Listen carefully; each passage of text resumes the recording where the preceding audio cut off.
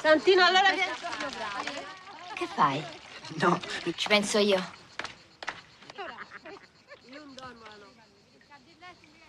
credo avere la febbre.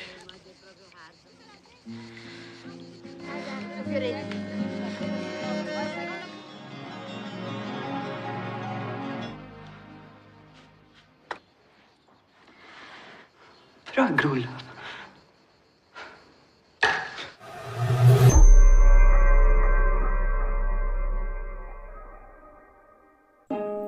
Cerita dimulai dengan seorang duda bernama Fosco yang menikahi janda cantik bernama Anna.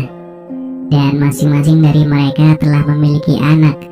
Fosco memiliki anak laki-laki yang bernama Livio, sementara Anna sendiri memiliki anak perempuan yang bernama Santina. Tak hanya untuk kedua mempelai, acara pesta itu mendatangkan kebahagiaan bagi para tamu undangan, keluarga, dan anak-anak dari kedua mempelai.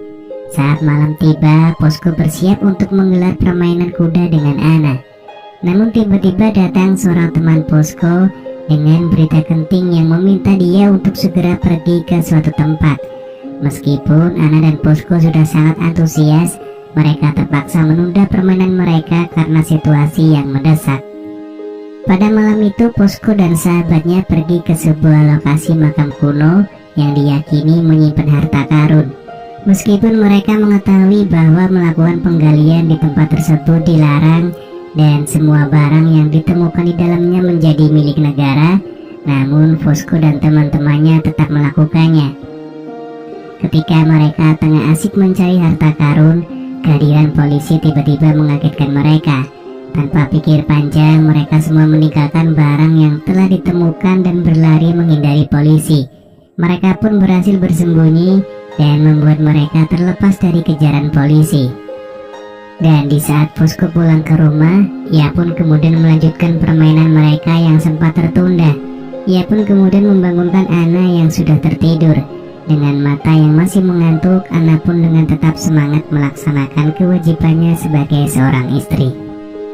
Keesokan harinya terlihat Livio bermain di pantai dengan teman-temannya. Tiba-tiba seorang gadis bernama Stella menyelipkan surat cinta di Vespa milik Livio. Rupanya Stella sangat menyukai Livio dan selalu mengikutinya secara diam-diam kemanapun Livio pergi. Beberapa hari kemudian, Fosco dan Anna pulang dari acara bulan madu mereka. Kemudian Anna bertemu dengan saudara-saudara Fosco di gudang, dan saat itu ia melihat bagaimana Fosco merendahkan Livio di depan orang-orang. Suatu hari Fosco pergi keluar kota untuk menjual barang dagangannya, dan hal itu membuat Anna merasa kesepian. Melihat ayahnya pergi bekerja, Livio mulai melakukan pendekatan kepada Anna agar mereka lebih mengenal dan akrab. Dan rupanya selama ini Livio telah mengamati istri ayahnya tersebut. Setelah beberapa hari bekerja, akhirnya Fosco pulang ke rumah. Saat itu ia ingin mengajak keluarga kecilnya berlibur untuk menonton balap sepeda. Namun Livio sengaja memilih menonton terpisah dengan kedua orang tuanya agar ia bisa memperhatikan Anna dari lantai atas rumah pamannya. Malam harinya terlihat Anna yang sedang menyiram tanaman. Tanpa ia sadari, rupanya Livio sudah berada di atas pohon dan sedang memperhatikan Anna. Anna pun lalu bertanya apa yang sedang Livio lakukan di atas sana. Livio kemudian langsung bertanya kepada Anna tentang hubungan seorang anak dengan ibu tiri. Menurut Anna, ia lebih suka menyebut hubungan tersebut sebagai kakak beradik dan bukan sebagai ibu dan anak. Hal itu tentu membuka kesempatan untuk Livio bisa mendekati istri ayahnya. Kemudian terlihat Fosco yang kembali berburu benda-benda bersejarah bersama dengan teman-temannya. Fosco mendapatkan kejutan yang tak terduga ketika menemukan sebuah patung emas yang bernilai jutaan rupiah. Hal itu sontak membuatnya kaget karena tak disangka-sangka menemukan harta berharga seperti itu. Namun kegembiraan Fosco sirna ketika ia menyadari bahwa ada orang-orang yang datang untuk melihat patung tersebut. Dan ini tentu saja sangat riskan karena penemuan seperti itu seharusnya dirahasiakan karena termasuk aktivitas ilegal. Rasa emosi mulai memuncak dalam diri Fosco dan ia pun menyalahkan anak dan istrinya karena tidak mampu menjaga rahasia. Tidak hanya itu, Fosco juga mengucapkan kata-kata yang tidak pantas dan menyinggung perasaan Livio. Hal itu membuat Livio merasa sangat tersinggung sehingga ia memutuskan untuk keluar rumah karena tak tahan dengan perkataan ayahnya. Namun rasa bersalah kemudian menyelimuti hati Fosco dan ia pun mencoba membujuk Livio dengan menyuruh Anna untuk membawakan makanan. Namun Livio yang masih merasa sakit hati dengan perkataan ayahnya langsung menjatuhkan makanan tersebut sebagai tanda bahwa ia merasa kesal dan kecewa. Keesokan paginya, cuaca sangat cerah saat itu dan Anna bersama beberapa saudaranya asik bermain air. Livio lalu bergabung dengan mereka dan akhirnya ia bisa mendapatkan kesempatan untuk menyentuh sosok ibu muda untuk pertama kalinya. Namun kabar buruk kemudian datang bahwa Fosco telah ditangkap polisi karena ketahuan membongkar situs makam kuno. Anna merasa sedih ketika ia pergi ke kantor polisi untuk menemui Fosco. Ia sangat khawatir dengan nasib Fosco ke depannya. Namun Fosco terlihat sangat senang dan yakin bahwa ia bisa segera dibebaskan dari penjara. Anna kemudian pulang ke rumah dengan suasana hati yang semakin buruk ketika ia melihat Livio mengadakan pesta bersama teman-temannya. Ia merasa marah dan kesal karena Livio tidak menunjukkan rasa empati kepada ayahnya. Setelah perayaan pesta berakhir, Anna membantu Livio membersihkan rumah.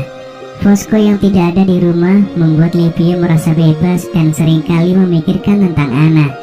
Livio kemudian bercerita tentang perasaannya kepada Anna pada malam itu. Bahkan kedekatan mereka semakin terasa ketika Livio terkena debu dan Anna membantu membersihkannya dengan sepenuh hati. Akhirnya karena Livio tidak bisa menahan perasaannya terhadap ibu tirinya, ia pun memberikan kecupan kepada Anna. Tidak ada penolakan dari Anna, bahkan ia mengizinkan Livio untuk mencintainya. Hal ini mendorong Livio untuk lebih berani dan mengajak Anna untuk melakukan sesuatu yang lebih. Ketika Anna sedang menjemur pakaian, di saat itulah Livio mengajak Anna untuk bermain kuda. Namun Anna merasa ragu dan takut permainan ini akan diketahui oleh orang lain, terutama jika Fosco mengetahuinya, maka semuanya akan berakhir buruk. Livio tidak berhenti di situ saja untuk mendekati Anna. Ia pun mencari cara lain dengan menyuruh Satina untuk mengajaknya nonton bioskop. Setelah mengetahui hal tersebut, Anna pun marah pada Livio karena merayunya dengan memanfaatkan anaknya. Livio yang merasa sedih hatinya, ia pun duduk melamun seorang diri. Pada malam itu, Stella datang menghampiri Livio. Ia tidak mengetahui rahasia yang disembunyikan oleh Livio. Yang diketahui oleh Stella hanyalah Livio sedang bersedih, sehingga ia mencoba menghiburnya dengan mengajak Livio bermain kuda. Namun Livio menolak ajakan tersebut. Ketika Livio pulang ke rumah, pintu rumah pun sudah dikunci oleh Anna.